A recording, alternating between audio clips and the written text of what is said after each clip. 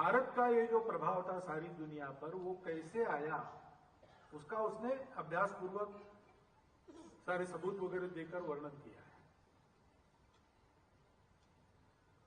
हमने विश्व का नेतृत्व किया, किसी देश को जीता नहीं, किसी का व्यापार हमने दबाया नहीं, किसी को बदला नहीं, कन्वर्ट नहीं किया। जहां गए वहां हमने सभ्यता दी, वहां हमने ज्ञान दिया, शास्त्र सिखाए, जीवन को उन्नत किया। प्रत्येक राष्ट्र की अपनी पहचान थी, सब थी, लेकिन आपस में एक सुसंवाद चलता था। वो आज नहीं है।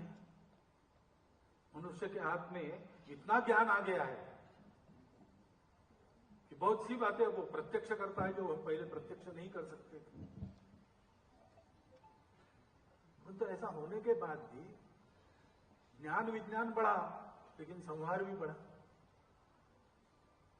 तथाकथित विकास हुआ, लेकिन पर्यावरण भी बिगड़ा। मनुष्य उन्नत बना भौतिक दृष्टि से, लेकिन परिवार टूटने लगे, आपस में पटती नहीं, माता पिता को रास्ते पर लोग छोड़ देते हैं, संस्कार नहीं है। ऐसी विकृति आ गई नई पीढ़ी में कि ये मांग होती है कि वो अगर मानता है कोई लड़का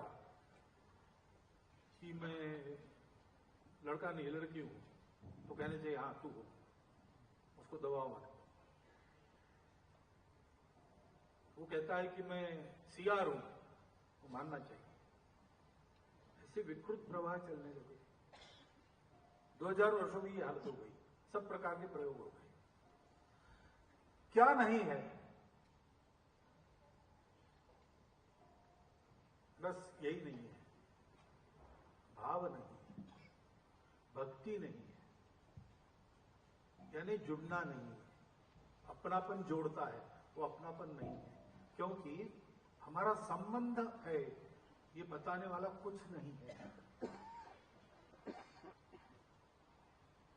वो लोग नदियों को मैया नहीं कहते, कह नहीं सकते। अमेजॉन मैया ऐसा नहीं कहेंगे, मिसिसिपी मैया ऐसा नहीं कहेंगे। हमारे यहां अपने गांव की स्थानीय नदी है, छोटी सी है, गर्मी में सूख भी जाती है, लेकिन लोग उसको भी मैया कहते हैं, उसको भी गंगा कहते हैं। ये भाव है, सुशिक्षित अशिक्षित सब में है, गरीब अमीर सब में है। पूजा किसी की कोई हो, ये भाव सर्वत्र है। अपनापन, संबंध। उस गांव में गए, पानी नहीं पी गया, क्योंकि क्या हो गया? नहीं, हमारे गांव की लड़की आती है। अरे तुम्हारे गांव की लड़की तुम्हारी कुछ है क्या? नहीं नहीं, वो दूसरी जाति की है, लेकिन हमारे गांव की लड़की आती है, तो समझी के आप पानी नहीं पिए। हमारे गांव की लड़की गई तो हमारे समझी बन जाते हैं। ये जो रीति है, ये जो नीति है, वो मन के भाव से आती है। और इसलिए हमेशा हम विकास की अगर अपने विचार से सोचेंगे तो यही सोचेंगे कि बिना कुछ बिगाड़े हम आगे बढ़े।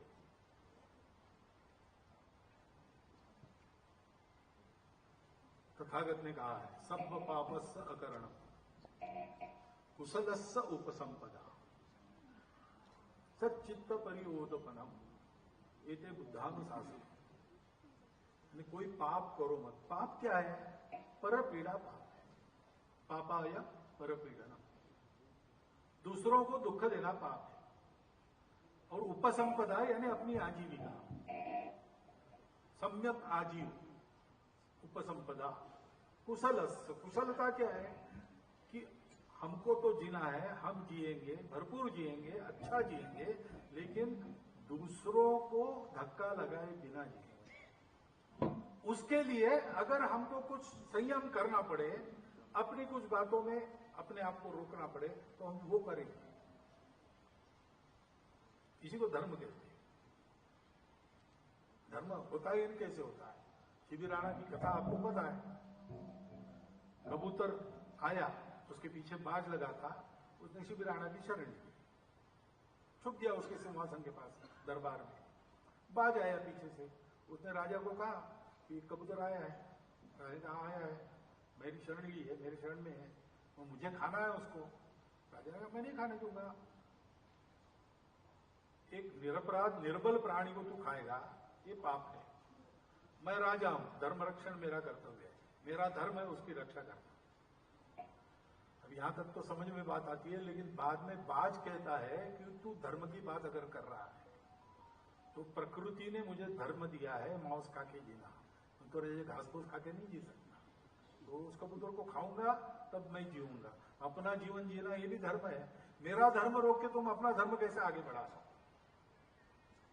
धर्म विरोधी नहीं होता कभी, धर्म किसी को दुख नहीं देता, आदि में मध्य में अंत में सर्वत्र सुखदायी होता है। तो तुम किस धर्म की दुहाई दे रहे हो? ये तो अधर्म होगा। शिबिराना इस पर क्या कहता है? वो कहता है तुम्हारी बात ठीक है। देखो ये अपनापन क्या करता है, कबूतर भी अपना है, उसको खाने वाला बाज भी अपना है। कबूतर मरना नहीं चाहिए, बाज को भूखा नहीं भेजना है। दुनिया कहेगी ये बेकार की बात है, ये लॉजिक के विरुद्ध है। अरे भाई लॉजिक से थोड़ी दुनिया बनी है, लॉजिक से थोड़ी दुनिया चलती। दुनिया तो धर्म से चलती है। शिबिराना कहता है तुमको मांस चाहिए, कबूतर का ही चाहिए ऐसा नहीं है, तो कबूतर के वजन का मांस मैं मेरा देता हूं, वो खा लो। ये धर्म रक्षण है। कुशलस्व उपसंपदा, अपनी बात को छोड़ दिया ताकि मैं भी रहूं, बाज भी रहे, कबूतर भी रहे। ये क्यों सोचा जाता है? इसलिए कि ये सब अपने हैं। ये अपनापन, ये भक्ति, ये आवश्यक है। ज्ञान और कर्म ये दोनों मार्ग है। आकाश में झाप लगाना या चींटी के कदमों से चल के पहुंचना, ज्ञान है, कर्म है, दोनों चाहिए। निष्क्रिय ज्ञानी काम के नहीं। ज्ञानी लोगों के निष्क्रिय होने के कारण ही गड़बड़ होती है। और जो कर्म करता है उसको ज्ञान नहीं है तो वो पागलों का कर्म हो जाता है। ये दोनों चाहिए। दोनों पंखों से पक्षी उड़ता है ना, वाभ्याम एव पक्षाभ्याम, दोनों पंखों से यथा खे आकाश में पक्षिणाम गति तथैव ज्ञान कर्मभ्याम जायते परमम पदम। परंतु ज्ञान और कर्म ये दो पंख जिस शरीर को पकड़ते हैं, इसलिए वो शरीर उड़ सकता है, वो शरीर भक्ति है। ज्ञान कर्म और भक्ति की संतुलित त्रिवेणी जीवन में कैसे बहाना, ये हमारे पूर्वजों ने अनेक पंथ संप्रदायों के माध्यम से अनेक रास्ते बताकर सबको बताया है। उस पर श्रद्धा रखकर आज भी अपना देश चलता है और इसलिए सबकी भविष्यवाणियां झूठी कराकर हमारा देश आगे बढ़ रहा है। चर्चिल ने कहा था तुम टिकोगे नहीं, स्वतंत्र हो जाओगे, बट जाओगे, वो नहीं हुआ। इंग्लैंड बढ़ने की स्थिति में आ रहा है, हम नहीं बढ़ेंगे, हम बढ़ेंगे आगे। कभी बढ़ गए थे वो भी हम मिला लेंगे।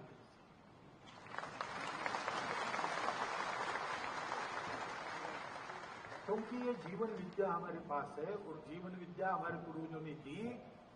वो जीवन विद्या नित्य हमको सिखाने वाले हमारे साथ है। व्यक्ति भी है, तपस्वी महात्मा भी है, हमारी प्रकृति है, हमारे पहाड़ है, हमारी नदियां है, हमारे पत्थर है, हमारे पेड़ है, हमारे पशु पक्षी है। किसकी पूजा नहीं करती इसमें से? हम इन सब की पूजा करते हैं। इन सबके लिए पूजा का दिन है हमारे यहाँ, क्योंकि सब जगह चैतन्य, सब जगह की पवित्रता है।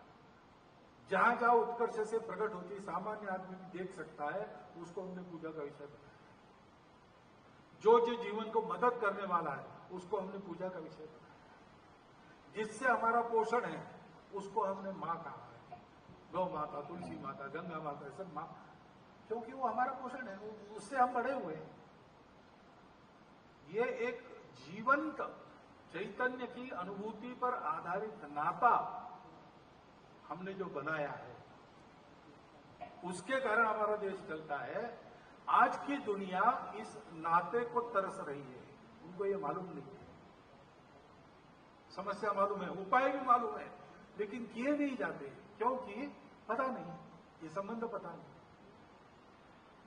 300 साढ़े 3 वर्षों से उनको ये बताया जा रहा है कि संबंध है नहीं, सब अलग अलग है, बेकार की बात है, जो बलवान है वही जिएगा, इसलिए बलि बनो, किसी के पेट पर पैर देकर बनते हो कोई बात नहीं, किसी का गला काट के बनते हो कोई बात नहीं।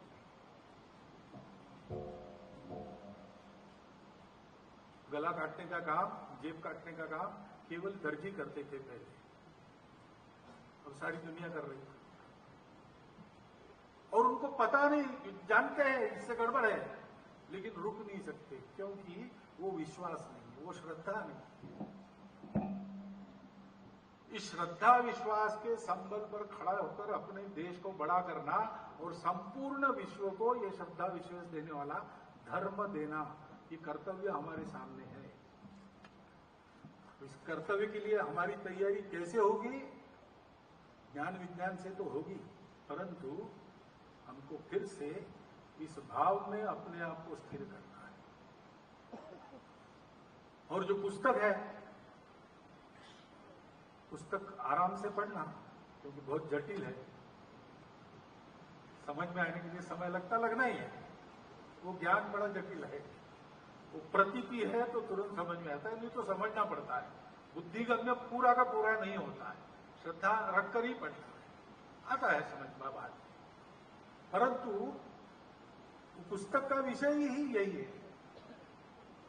परिक्रमा में जो कुछ प्रहलाद जी को बोध मिला होगा, उस बोध को सरसरी मैंने जो पढ़ा है, पूरे पुस्तक को सरसरी देख लिया मैंने, उसमें तो यही है कि मैं और मेरा छोड़ो, अंतःकरण पवित्र करो, उसमें स्वार्थ बिल्कुल मत रखो, कर्तव्य कर्म करते चलो,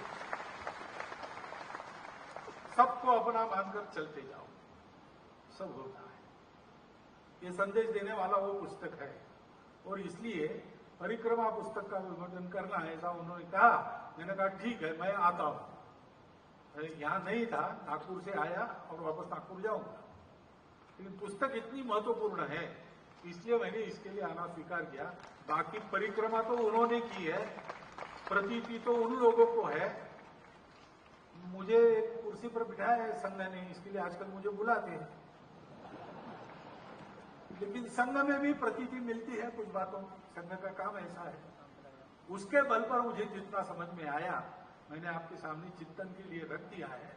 इसमें जो गलतियां हैं वो मेरी है, जो सही है वो अपनी परंपरा का करोड़ों वर्षों से चलता आया हुआ है, उस पर चलना है। इतना ध्यान में रखिएगा, ये एक अनुरोध करता हूं और मेरा ये भाषण समाप्त।